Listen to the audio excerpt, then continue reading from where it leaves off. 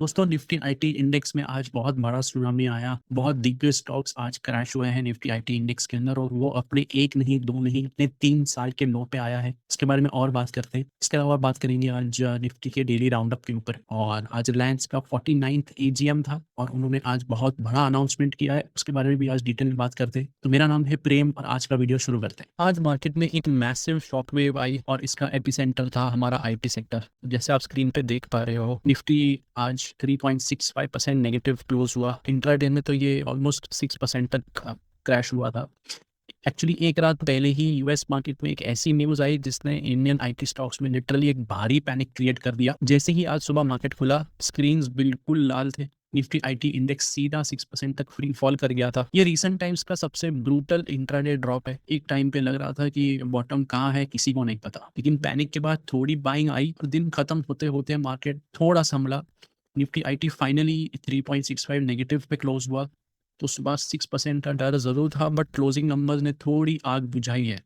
अब अगर मार्केट के दिग्गज यानी हैवीवेट्स की बात करें तो इन्फोसिस सबसे बड़ा विक्टिम रहा है। इंट्राडे में इन्फोसिस करीब 7.5% तक टूट गया था, लेकिन दिन के अंत तक रफली 6.5% तक गिर के क्लोज हुआ। टीसीएस का भी बुरा ही हाल है। सुबह ऑलमोस्ट 6% डाउन जाने के बाद क्लोजिंग आते आते इसने अपने लॉसेस थोड़े रिकवर किए और लगभग 3%, 3.5% के आसपास क्लोजिंग पे बंद हुआ है। टेक महिंद्रा और एचसीएल टेक जैसे बाकी जायंट्स ने भी इनिशियल हैवी सेल ऑफ देखा, पर दोनों करीब 2%, 2.5% की गिरावट के साथ क्लोज हुए। अब बड़ा सवाल, सिर्फ एक रात में ऐसा क्या बदल गया? इस पूरे क्रैश में कल्प्रिट है ग्लोबल जायंट एक्सेंचर। एक्सेंचर ने अपनी फ्यूचर रेवेन्यू ग्रोथ गाइडेंस को थोड़ा सा ठंड किया है। उन्होंने वार्न किया कि ग्लोबल क्लाइंट्स अपना पैसा बचा रहे हैं और टेक प्रोजेक्ट्स पर स्पेंडिंग स्लो हो गई। इस न्यूज से यूएस मार्केट में उनका स्टॉक रातों रात ऑलमोस्ट 18% तक क्रैश हो गया। इसका इंडिया से क्या लेना देना, हमारे मार्केट से क्या लेना देना? बहुत बड़ा लेना देना है। हमारी IT companies TCS, Infosys, Wipro जैसे उन्हीं ग्लोबल और यूएस क्लाइंट्स पर डिपेंड करती है। अगर एक्सेंचर की ऑर्डर बुक स्लो हो रही है तो इन्वेस्टर्स को डर लग रहा है कि इंडियन आईटी कंपनीज आने वाला क्वार्टर भी वीक ही होने वाला है। इस आईटी सेक्टर की पिटाई ने बाकी मार्केट का भी मूड खराब कर दिया है। निफ्टी और सेंसेक्स की जो पिछले 5 दिनों की शानदार विनिंग स्ट्रीक चल रही थी वो आज टूट गई। निफ्टी फाइनली करीब 150 पॉइंट नीचे नेगेटिव में क्लोज हुआ, लेकिन एक बात अच्छी थी कि इसने 24,000 के ऊपर क्लोज दिया है। वो थोड़ा एक उम्मीद जगा रहा है। अब बॉटम लाइन ये है कि आईटी सेक्टर के लिए आगे का रास्ता थोड़ा बम्पी हो सकता है, क्योंकि वो अपने 3 साल के लो पे आ चुका है। इसलिए अभी कोई एक्शन लेना, कोई थॉट्स बनाना सही नहीं होगा। वेट एंड वॉच करना होगा कि आगे क्या हो रहा है। आईटी स्टॉक्स में थोड़ा सा ध्यान ज्यादा देना होगा। चलिए बात करते हैं अभी सेंसेक्स और निफ्टी की। सेंसेक्स आज ऑलमोस्ट 600 पॉइंट नेगेटिव क्लोज हुआ है। एक नेगेटिव पॉइंट ज्यादा सता रही है कि 77,000 के नीचे क्लोज हुआ है। यही क्लोज अगर 77,000 के ऊपर होता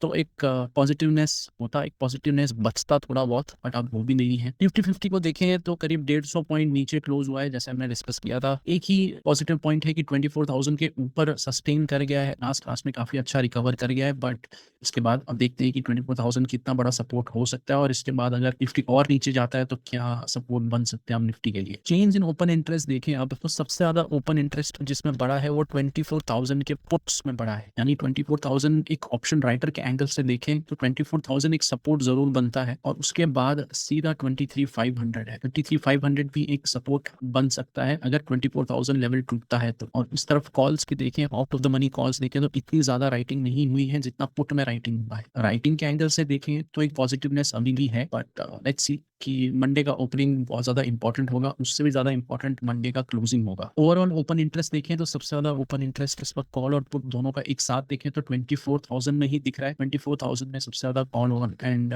put open interest single strike के हिसाब से सबसे ज्यादा है। पुट्स में 23,500 जो आउट ऑफ द मनी है उसमें सबसे ज्यादा ओपन इंटरेस्ट है और out of the money calls में 24,500 में काफी ज्यादा ओपन इंटरेस्ट है। 24,500 ऑप्शन राइटिंग के एंगल से देखें तो एक रेजिस्टेंस लेवल बन सकता है ऊपर की तरफ, और सपोर्ट के एंगल से देखें तो 23,500 एक सपोर्ट दिख रहा है। इंडिया विक्स देखें तो थोड़ा सा ही बड़ा है, 2.5% ही बड़ा है, ज्यादा नहीं बड़ा है। That's a good thing. 13 या 14 के ऊपर अगर इंडिया विक्स जाता थोड़ा पैनिक क्रिएट हो जाता, बट 13 के नीचे ही है, 14 के नीचे है, that is also good.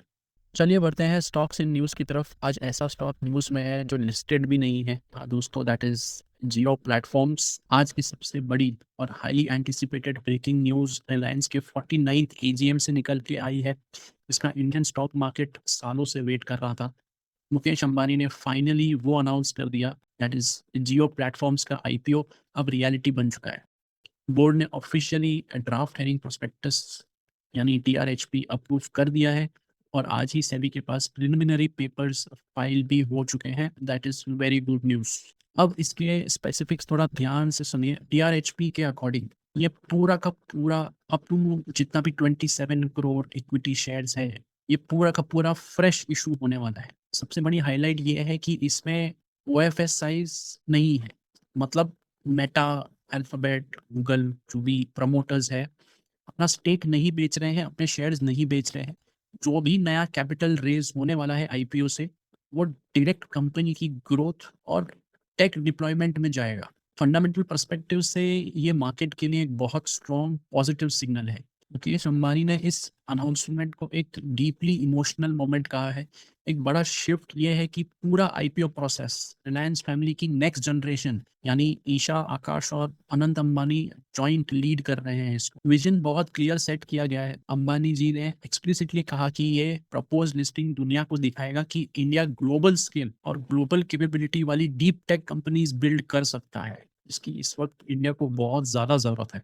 Scale का आइडिया कैसे पता चलेगा, वो है सब्सक्राइबर काउंट से। अब जियो का सब्सक्राइबर बेस आज 524 मिलियन क्रॉस कर चुका है, यानी 50 करोड़ के ऊपर। इसमें से करीब 26 से 27 करोड़ 5G पर है और डब्ल्यूआईपीओ की रिपोर्ट के हिसाब से पेटेंट इनोवेशन में ये कंपनी ग्लोबली पहले 340 रैंक पे थी, जिससे जंप करके टॉप 20 में आ चुका है। ये आईपीओ अनडाउटेडली स्टॉक मार्केट के लिए एक मैसिव वैल्यू अनलॉकिंग इवेंट होने वाला है, लेकिन ये किस वैल्यूएशन पे लिस्ट होने वाला है वो बहुत इंपॉर्टेंट होगा। वहीं से शुरू होगा हमारा एनालिसिस, वहीं से शुरू होगा हमारा सारा एक्सपेक्टेशन।